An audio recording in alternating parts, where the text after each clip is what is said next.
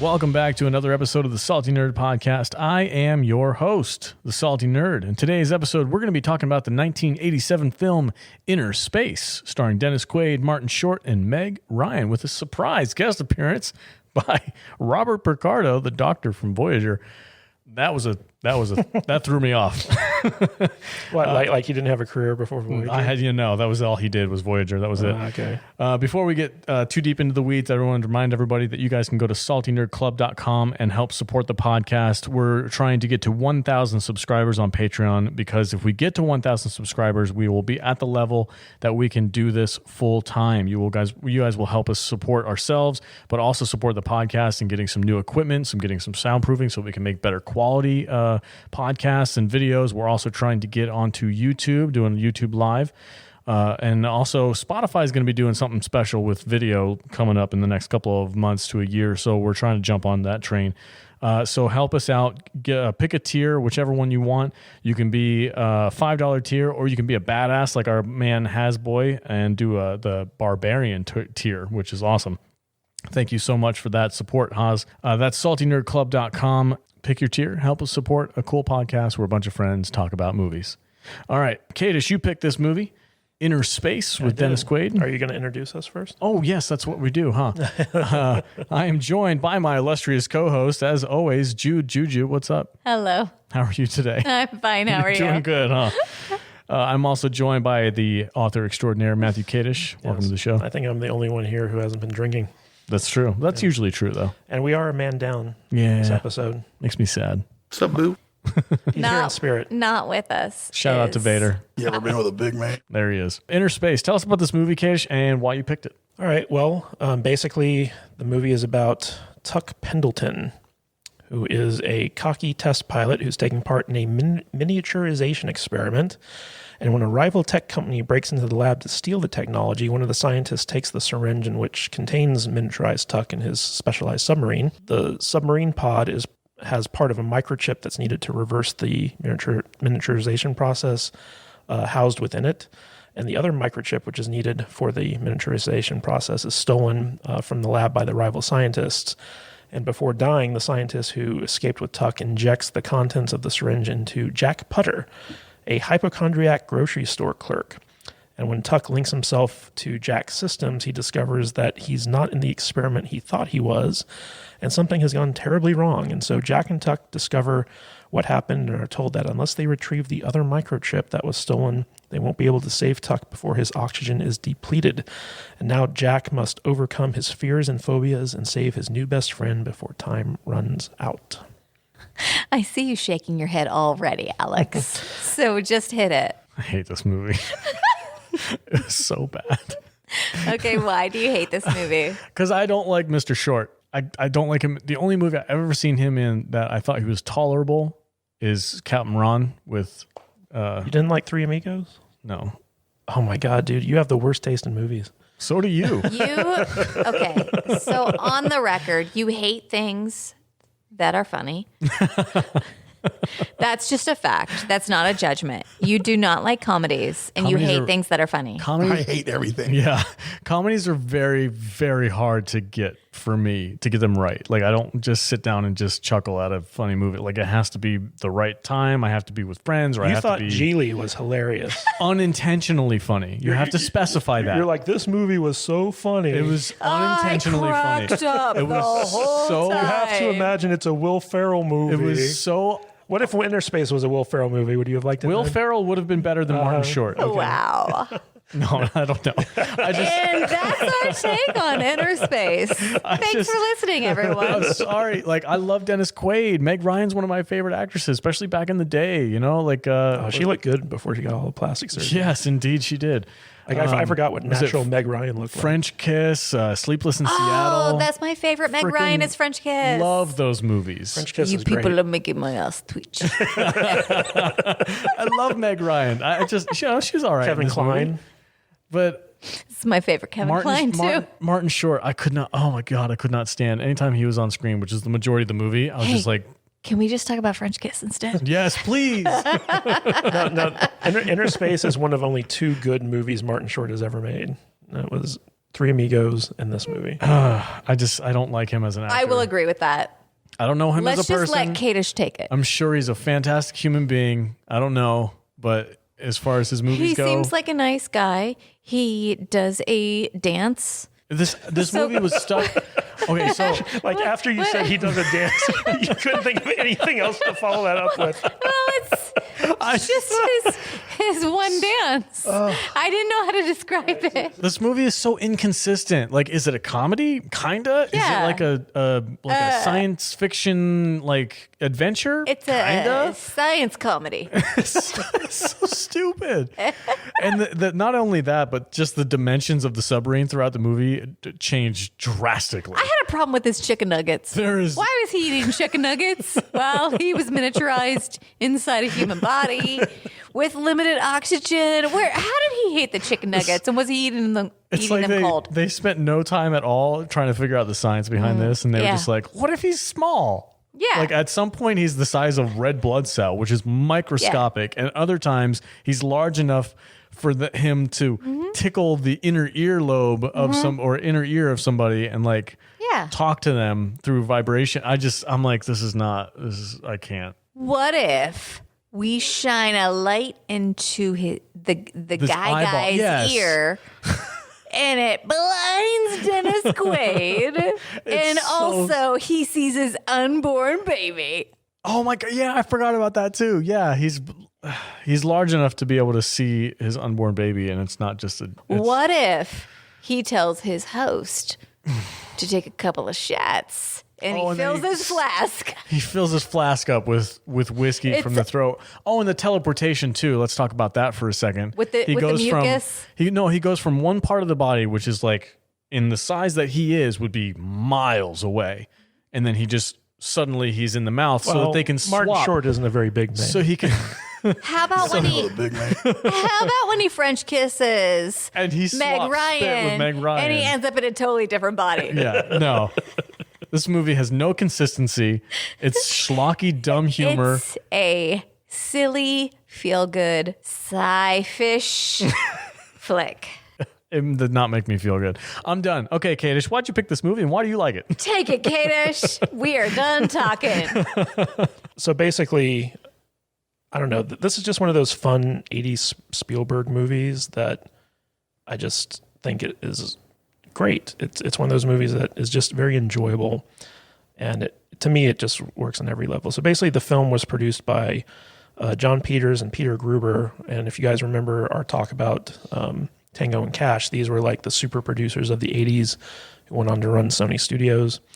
And they had a deal with Warner Brothers Studios at this time. And they teamed up with Steven Spielberg, Frank Marshall, and Kathleen Kennedy back when she was actually making good movies. And this was an original script by a writer named Chip Prosser. And it was basically a very thinly veiled ripoff of the movie Fantastic Voyage. In fact, it was like almost exactly like it. But even though Prosser's name was attached to the final picture, the script was entirely rewritten by writer Jeffrey Boehm, who did work on Lost Boys, a movie that we just talked about in our previous episode.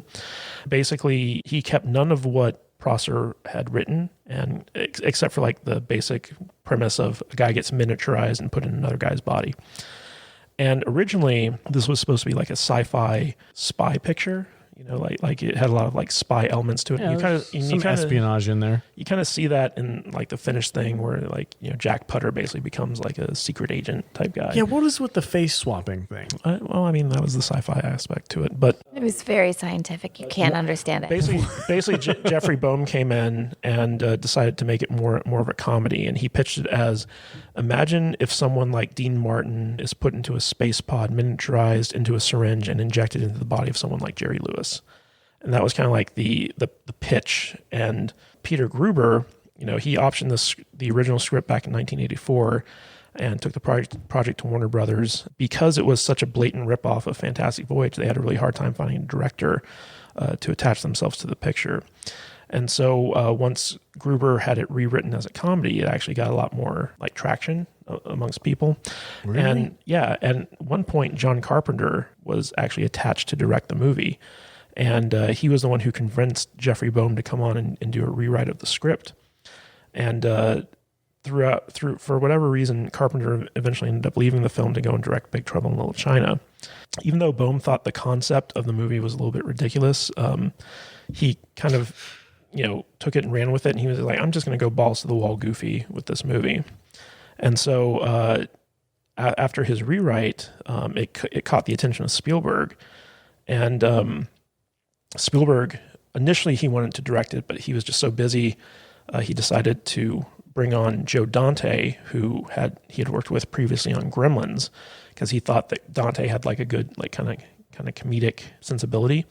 And so Dante, initially, he wasn't too keen on the project, but once he read Boehm's script and saw the direction they had taken it, he was really into it. And funny enough, it was Boehm's work on Innerspace here that led to him writing Indiana Jones and Last Crusade for Spielberg. And so, we have that movie because of this movie. Why do you got to do that to me, man? This movie's so bad. Something good came out of this. I know, but it's just now every time I think about that jewel of a film that is The Last Crusade, I'm going to think about this stupid freaking movie. And it was interesting because I'm not a big fan of Martin Short, but he was kind of fresh off the success of the Three Amigos movie. Yeah. And he was kind of a big deal in Canada, where he was like a regular on SCTV, which was kind of like their version of Saturday Night Live. This was his first leading role in a Hollywood movie.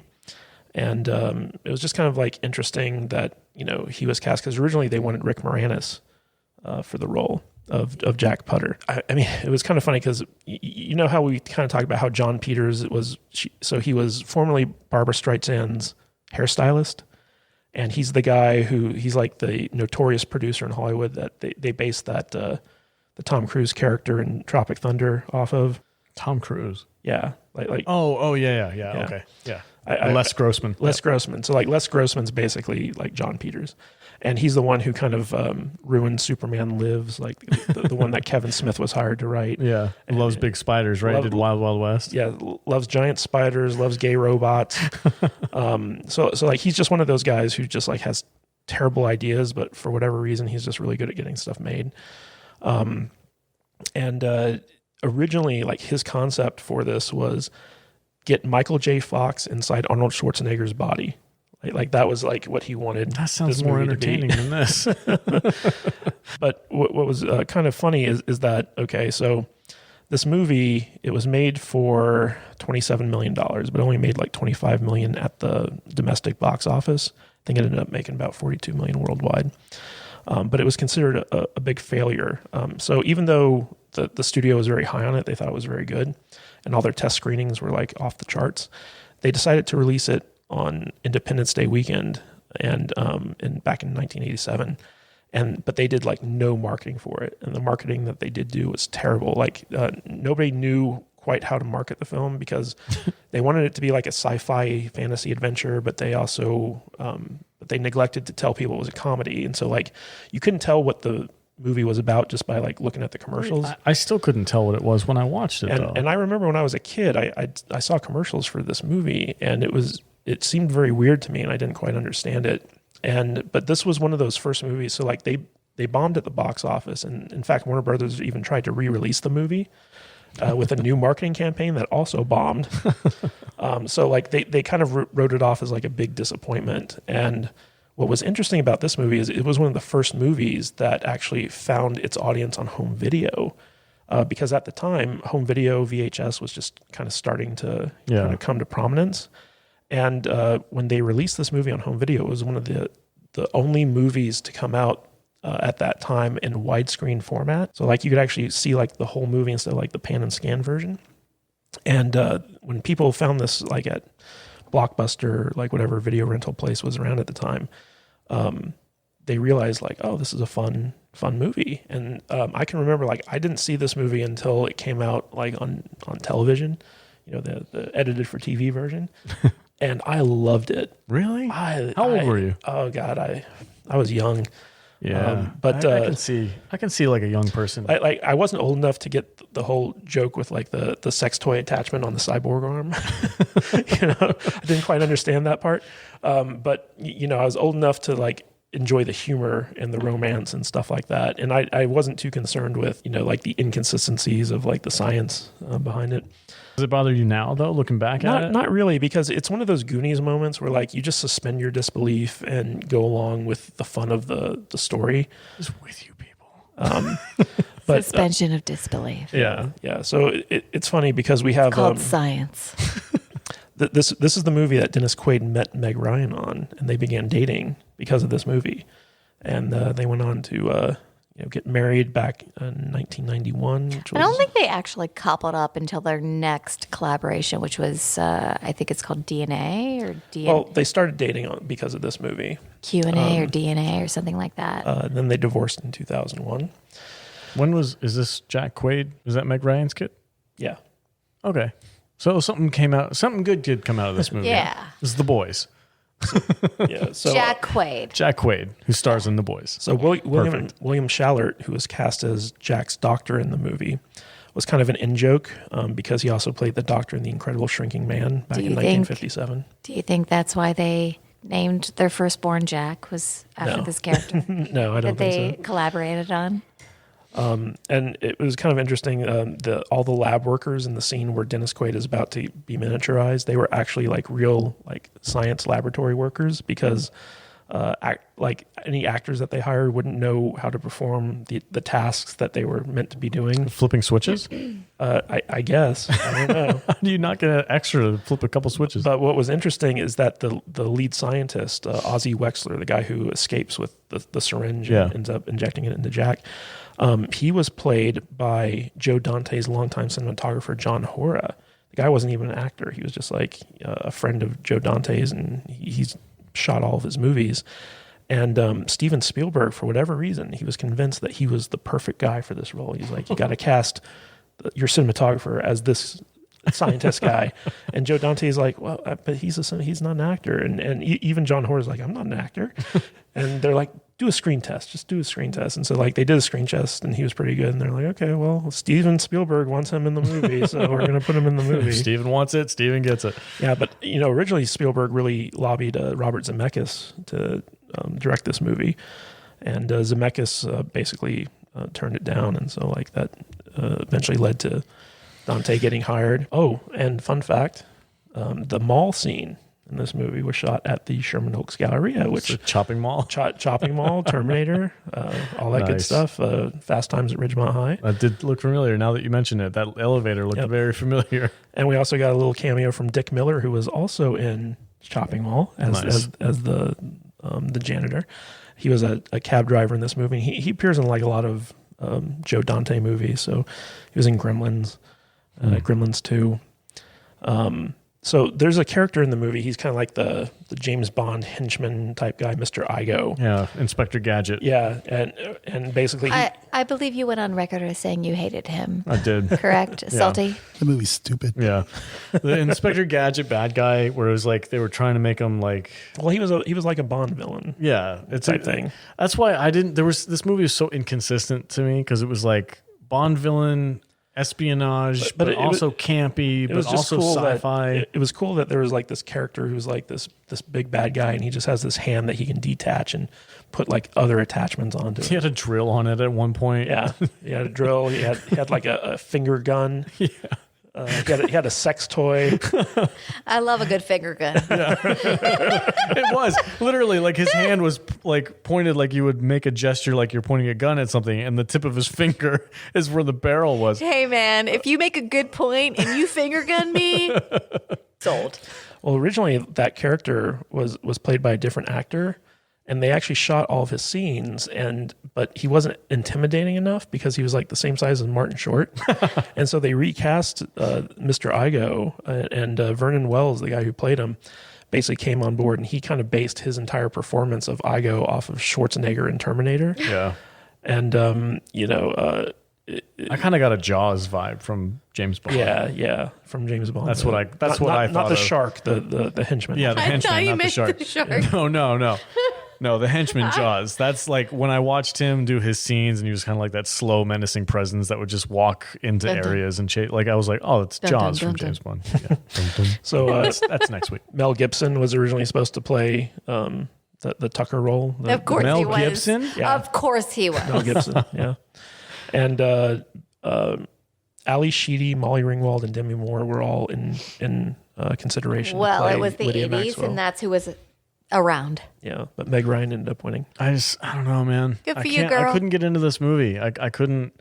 There's not anything. Okay, there was a moment where I had to do a double take, and I remember watching it, and I was like, "Why is this happening?" It was such a weird, out of place scene for me.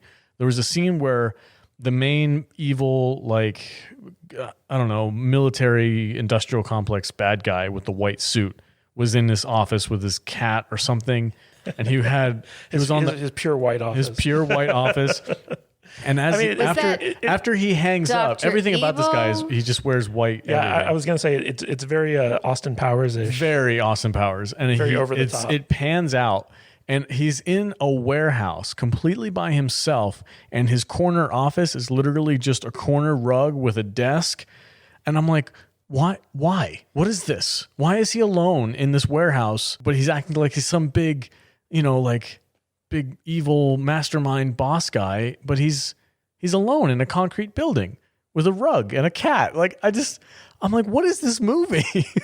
It makes no sense. So this movie at its heart is really like a buddy comedy. Yeah. It's Martin Short and Dennis Quaid.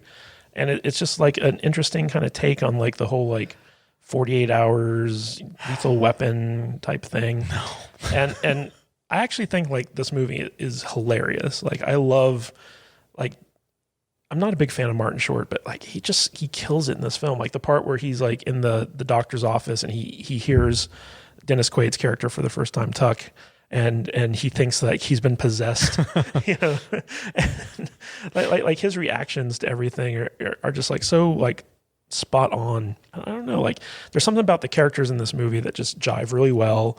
I feel like the humor works. I like the larger than life scenarios. I like the whole kind of like weird take on like James Bond spy spoofing. Like the whole miniaturization thing is ridiculous, but like you can tell like the influences of Fantastic Voyage and stuff like that. I just thought it was a very original story, and it was fun.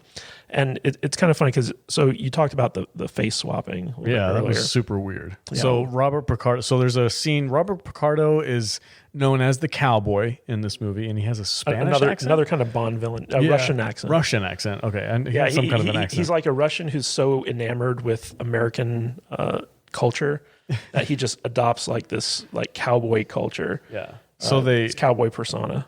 So Tuck and what's the character name? Jack. They have to basically take on his persona in order to get inside the evil organization and kind of like steal this little object away from them. The microchip. So that they can re-enlarge. Yeah. So they capture the cowboy, played by Robert Picardo. They stick him in the bathtub in the hotel room that he's staying at. And then somehow Dennis Quaid is able to float his little submarine up to the face of the person that he's inside of and restructure it. Well, that was the original goal of the experiment that he was supposed to do on the rabbit, was molecular reconstruction. So he was supposed to be miniaturized. He was supposed to go into the rabbit, and which they called Bugs. And funny enough, the guy who actually voiced the character of Bugs Bunny, Chuck Jones, actually makes an appearance in the movie. He's the guy in the supermarket when the cashier malfunctions, and he says, at $800 a bottle, who'd want to, in regards to the aspirin. Yeah. And he's just this guy in line eating carrots, and like that's the voice of Bugs Bunny.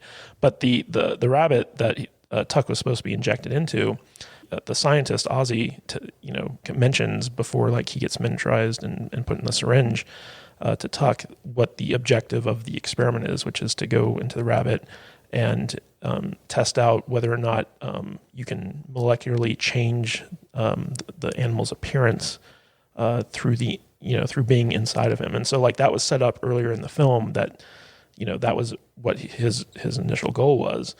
And so in order to get Martin Short's character into the evil laboratory, like, and look, he's supposed to look like Robert Picardo's cowboy. Yeah. And one of the funniest aspects of this movie is like this transformation scene. And the guys who did the effects for the face transformation were the exact same guys who did the exact same effects in Total Recall. I knew that was familiar. Yeah. They basically did the effects on this, and when Total Recall came around, they're like, well, we already kind of did this in Innerspace, so we're just going to do the same thing. It looks exactly the same too. Yeah. I knew that had that same vibe to it. Robert Picardo, like he's kind of been in a lot of Joe Dante movies too, and I just thought, like, you know, it's kind of funny because he's playing this like kind of larger than life cowboy. Yeah. You know, he's supposed to be this very elusive assassin type guy, but he's such a buffoon. Basically, Martin Short becomes the cowboy, and Robert Picardo has to like act like Martin Short. He like nails every aspect of Martin Short's performance. Yes, and Robert Picardo is like strangely good at doing that, because there is an episode. He's a great actor. Yeah, there's a very funny episode of Voyager where the doctor gets put inside of Seven of Nine's brain, and so you get Seven of Nine acting like Robert Picardo's the doctor, and you get the doctor who acts just like Ryan. What's her name? Ryan something. Jerry Ryan's Seven of Nine, and he nails it. They both nail it. It's a fantastic episode, and that reminded me of this a little bit. I'm like, he really does know how to do those. Like, he mimics other people's there's that great whole scene body movement. When he comes out of the bathroom after having just transformed, and Meg Ryan's like freaking out, and he passes in front of the camera, and the camera kind of pulls around, and while that was going on, he had to like run like behind the set, tear off his clothes so that he's in his Speedos, and get tied up and put in the bathtub before the camera like goes in there. Yeah. And like that was like all him, or like he just like in one take, you know, just kind of, you know, gets back in that bathtub in the set, and like they replace the walls and stuff like that, and he has to act like all passed out and stuff. Like, it was really elaborate, and they did like a really good job doing that one shot. It was a good scene. But I mean, it's kind of funny, like they have that whole love triangle thing where Jack kind of falls for Meg Ryan's character, and but you know, like this little guy inside him is also like in love with her and stuff like that, and so like there's that little rivalry there, and just like a lot of comedy and like action and fun stuff. Like, you like a lot of weird movies, man. I like good movies. I don't know if you can call this a good movie. This is a great movie. It's so all over the place, and it has no like standard of what definition of like, hey, this is the scientific rules that we're kind of following. It's like, nah, just do whatever. It's a fun, like, dumb movie. It was fun. It's just, I don't know. When I see those movies, like, I can't call them good because they're not good. You might like them and they might be fun. It's your typical Spielberg escapist film. It's one of those movies where like it's meant to be kind of lighthearted and fun. It's not meant to be taken seriously.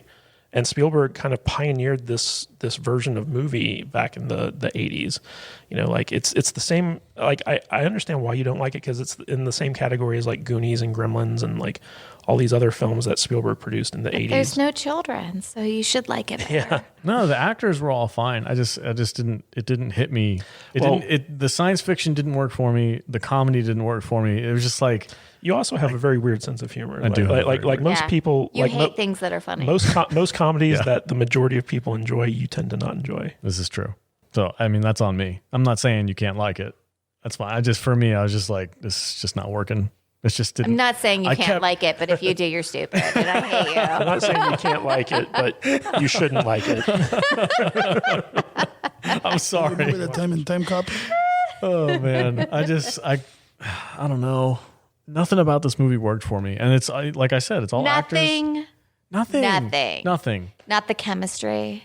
Between who? The miniaturized Dennis Quaid and his girlfriend who was swapping spit with the nerd? No. How about the tiny scientists in the backseat? No.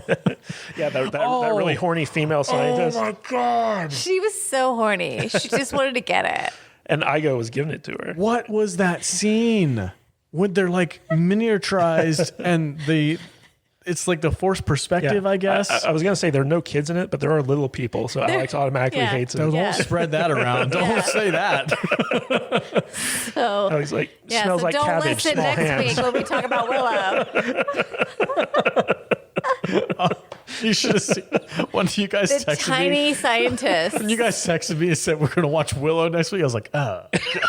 Smells like blackroot. Well, we might have to replace that actually. Anyway, I just like that whole scene. Really, I rolled my eyes at the whole thing. The way it was done was so weird. I don't know, like having it was a very goofy scene. Very goofy. But it was Did funny. you respect them when they were bigger, but you didn't respect them when they were small?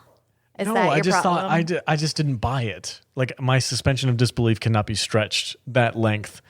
I was watching. I'm like, That is a full-grown man. Heavy on the length. That is obviously a full-grown man on like a super duper large set with a fake leg on a gas pedal. I was like, oh my gosh, man, it was so goofy. I just can't do it. It was the 80s. They didn't have CGI. I get it, but I'm like, ugh. Who wrote this? Jeffrey Bowen. It's like, let's have all the bad scientists get like half size by accident because he doesn't know how to work the machine. And then let's have them run around and bite the big people in the car. Like, well, they needed the other microchip to get back to full size. Oh my God. But you know what was interesting is, I mentioned how this movie really is just like a buddy comedy.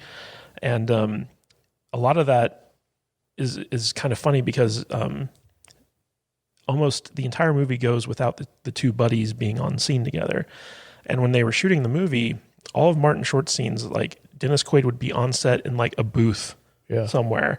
And so he'd be like reading his lines with Martin Short so that they could kind of like react to one another. And Martin Short's, he's got like that comedy improv background. And so he'd constantly, after they do the take, he'd go to Joe Dante. He's like, hey, can I try this? Can I try this? And Dante's like, well, okay. And so Martin Short was always going off script, and Dennis Quaid he's one of those guys who's like, I'm just sticking to the script here. So it was kind of like an interesting dynamic like on the set between the actors. And I think that kind of translated to the movie pretty well, where Dennis Quaid, like he just feels like a very good kind of roguish straight man. And Martin Short's character is so neurotic and all over the place. And I don't know. I thought that the two leads did a very good job in this movie. All right. And they played off of each other very well. I like Dennis Quaid. I think he's a great actor. I don't like Martin Short. It's just not my thing. It's just his acting style and his typical. Yeah, like movies. I said, this is one of only two of his movies I actually like. Yeah. Everything else he's ever done, I just think is not good. Well, all those. Okay, so imagine that all those other movies that you don't like that he's in. That's how I feel about this one. Oh, I'm sure. Well, it just doesn't I know work for me. you tend to dislike everything everyone else likes. When it comes to 80s stuff, well, that's not entirely true. And when it comes to comedies in general, he Comedies- does not like comedies. I've said it a million times over. Comedies are weird for me. It's not your thing. Yeah, it has to be very, very specific. Don't want people to tell you when to laugh. I respect you. I hate laugh tracks on TV shows and sitcoms. It's like, don't tell me when to laugh. I'll laugh when I want to laugh. Yeah, I hate heartwarming things. So I understand you. Yeah, I don't want people to manipulate my heart. Don't tell me when to feel. The movie's stupid. My wife made me watch Jane Austen's Emma the other day. Don't make me cry. I fell asleep. I was like, I have no idea what's happening in this movie. I hate them. You know what I love, though, is Pride and Prejudice and zombies. Oh, yeah. That's my shit. There you go. Yeah. It's like Pride and Prejudice, but With zombies? with zombies. You don't say. No kidding. I don't know if I explained it right. What about Abraham Lincoln Vampire Hunter? There you go. No, that sucked. It did. It was pretty bad. I didn't see it. I didn't think Pride and Prejudice and Zombies was very good either. Really? No. Just personally. Yeah, I know. What can I say? I guess I like weird movies. Back to Innerspace. You have bad taste. You asked me to marry you. Apparently. Twice. Yeah. And I also picked Bad Taste to watch. Almost ended that engagement. She cried. She was dead inside. You almost made me snot out my nose. Just now. Where else would you have snotted out of? Just trying to make it visual for the listeners. It's snotted out my nose. Just trying to sober up is what you're doing. Oh, man. I am not trying to. I would never. How dare you insist? You're like Tuck Pendleton. You're just like the happy drinker. So, okay. The Maverick. Yeah. Don't compare me. You play by your own rules. So you kind of let the whole inconsistency with the science fiction part of this movie. Science schmice. You kind of let that slide because of its campiness. Well, because there's a particular plot point where he can't open the cab to allow more oxygen in, because if he does that, he'll explode. But then he opens the cab to get the alcohol. He doesn't, though. Is it like one of those bank teller things where it never separates? He puts it in this extending arm like thing where once it's sealed in there and in the robotic arm, it goes out. So like he never depressurizes the cabin. It's a science thing. You wouldn't understand. I mean, like the rules that they set out in this movie in terms of the miniaturization and stuff like that is very consistent. But the thing that you're talking about with the inconsistencies and like the size of the pod and all that other stuff.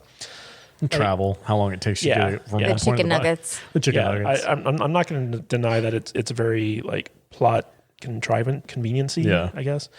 You know, this kind of genre of Spielberg feel good, like fun popcorn movie that I hate, apparently. That apparently you hate. It's not your thing. Yeah, it's one of those things where, like, when the movie acknowledges that it's not taking itself too seriously, you kind of just, as an audience member, go like, okay, you know, like I'm not going to nitpick a lot of this stuff. Yeah, it's when movies specifically say like, okay, we're taking ourselves seriously.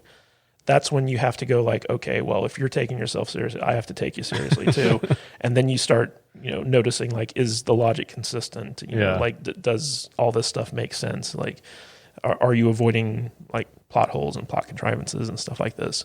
And to me, even though Innerspace has some of those things, overall, it's, you know, it doesn't matter because the story is just fun. The characters are good. The situation is so outlandish and interesting.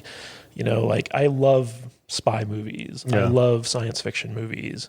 I love the concept of like this inner space where like you shrink down and like, you know, the inside of a body can be just as interesting as like the unknowns of outer space and stuff like that. Have you ever watched Archer? Yeah. You watched the one where they miniaturize themselves? Didn't see that. Oh my God, dude. It's better than this movie. I'm sure it's pretty good. I mean, like, I don't know, like when I was growing up and watching this movie on TV, like I just thought that it was a lot of fun. And you know, rewatching it, I still think it's a lot of fun. It's one of those movies where like if you enjoy the Spielberg era of popcorn movies from the 80s and early 90s, like you're going to enjoy this movie. Yeah, it's like if it had dinosaurs in it, would you have liked it? I don't know. Campy, dumb dinosaur. I don't know, man. This is that thing. Like I love Spielberg movies, but when this little like subgenre that he created, it's just like the bane of my existence. Let me ask you, what'd you think of Gremlins? I've never seen Gremlins. I'm a little annoyed right now. I've never wanted to watch that movie, so I've just never bothered. Okay, yeah. Like your frame of reference for Spielberg movies from the 80s is just completely off. Like it's Jaws, and then there's nothing, and then there's Jurassic Park. Yeah, pretty much. And then after Jurassic Park, there's just this Jurassic Park sequel. No. Like you don't even watch anything. Then there's Spielberg like, does. then there's, you know, Saving Private Ryan, Schindler's List. There's, you know, it goes on. Like Spielberg movies are legit. I love Spielberg, but that little segment of time when he was making these like goofy, nonsensical comedies, I just can't get into it. Didn't like Goonies. Nope. Didn't like Innerspace. Nope. Surprised you like the Indiana Jones movies. I love those movies. They're so inconsistent. But I can't believe that I don't like Temple of Doom. they have magic. I don't like Temple of Doom because of all the same little things that he does in his movies, like the Goonies and all that stuff, that all exists in Temple of Doom. All those dumb tropes. The kids. It's got a kid. Not Short Round wasn't terrible, but at the end when Dr. Jones. when he was kung fuing the giant like gorilla dude with the sword and he beat him I was just like, oh my God, no. But you liked Last Crusade, which was written by the same guy who wrote Innerspace. All right, well, he did better job on Last Crusade. Last Crusade is my favorite Indiana Jones movie. It's fantastic. It's my favorite too. It's really good. It's perfect. It is the perfect ending. That is the end of Indiana Jones. That's it. That's when it stops. And in case anybody else was wondering. All right, final thoughts on Innerspace. Jude, you haven't talked in a while. What do you got for us? I don't hate this movie. I like it. I like this movie, but is it a movie that I'm ever like, you know, we should watch? Innerspace. It's not. No, it's not a movie that I ever think about. But when I watched it, I was like, yeah, it was fun. That's it. Okay. It's a fun movie. It's a fun movie. Okay. Yeah. If you're still quarantining and you're out of shit to watch Innerspace. It's fun. It's on HBO Max, I think. Yeah. I got it for free, thank God. I bought this sucker because I realized I hadn't had it. It's like I must own it. There are some movies that we watch for this podcast that I'm like, how do we not own this? I'm ashamed that we don't own this. Yeah. And then afterwards, I'm like, yeah, I'm probably never going to watch that. This is one of those movies I'm probably never going to watch again. I have no. I'll watch another Meg Ryan movie. We should talk about French Kiss, though. Definitely. Do you want to talk about it right now? No. Let's do a live watch. No, we're all right. Do an audio commentary for it. But that's it. I think you just need to stay away from 80s movies in general because you just don't seem to like that decade. It's not true, though, because there's a lot of movies in the 80s that I he love. likes 80s movies. Oh, yeah? Like what? I love Indiana Jones movies. Those He all take place in the 80s. Say I love he likes Star 80s Wars movies. Star Wars movies all take place in the 80s. I like some of the 80s movies that you guys picked, the retro rewatch ones. Tango Retro and Cash. rewatch. I mean, Produced by the same people. there's good movies in the 80s. It's just this very specific like subgenre of like don't take yourself seriously, escapism, fun. It's just it doesn't appeal to me. I find it insultingly unintelligent. I'm done. You're a precious little gem. Yeah. Matt Vader, what did you think of this movie? The movie's stupid. There you go. What do you think of all movies? I hate everything. I'm very grumpy. We miss you, Vader. All right, guys. That's it for our Innerspace discussion. Thank you, Matthew Kadish, for picking this movie. Never been with a big man. Never been with a big man. That shirt is available right now. Go to our store and help support the podcast. You can go to saltynerdstore.com. You can get all kinds of cool merch there. Everything that you help us out with, any money that we get from the store goes directly to funding our equipment. So if we're looking for more soundproofing, we're looking for some cameras so we can eventually do live streams. All that movie will help us out. So all that money will help us out. And movies help make better quality content for you guys to listen to. And if we get enough money where we can do this full time, we can do all kinds of cool movie stuff. We'll come to your house. We'll make long distance phone calls. Yeah. We'll have guests. We won't leave. We can have guests on, all kinds of cool stuff. Consider supporting the podcast. saltynerdstore.com, or if you want to become a Patreon like Hosboy, you can go to saltynerdclub.com and join the Salty Club. All right, guys. Jude, where can they find you on the socials? Don't come find me. She's given up. I don't She's want dead that. inside. You haven't been on Twitter in a while, I noticed. I dabble. I pop in, pop out. I am Jude Juju. She's more of a Facebook girl now. She's all in TikTok. I'm more on Instagram, but I am also on Twitter. If you message me, I'll fucking message you back. All right. She's on TikTok constantly, though. I hate everyone. Just Matthew FYI. Everything. Matthew Kadish, where can they find you? At Matthew Kadish, Kadish, on Twitter, and kadishbooks.com if you want to check out my books on Amazon. Hey, guys, listen up. I know Vader's... You remember that time in Time Cop? There you go. Vader's not here right now, but consider checking him out. He's on Twitch. He's doing live streams. He's doing video games, and I think he's doing unboxing videos now, Matt too. Vader 74. Matt Vader on 74. all the socials. Go support him. He's doing some cool stuff, and he's trying to get out of the 9-to-5. Help him get out of the 9-to-5. We all have that dream. Consider supporting him.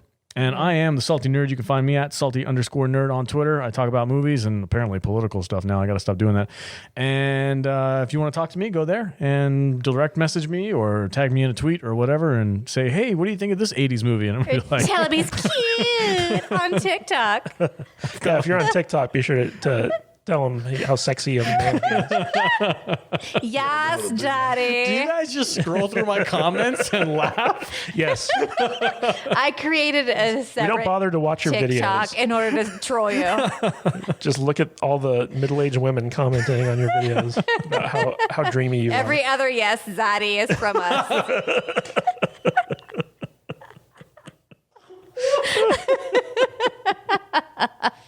I'm a little annoyed right now. All right, guys, have a good one.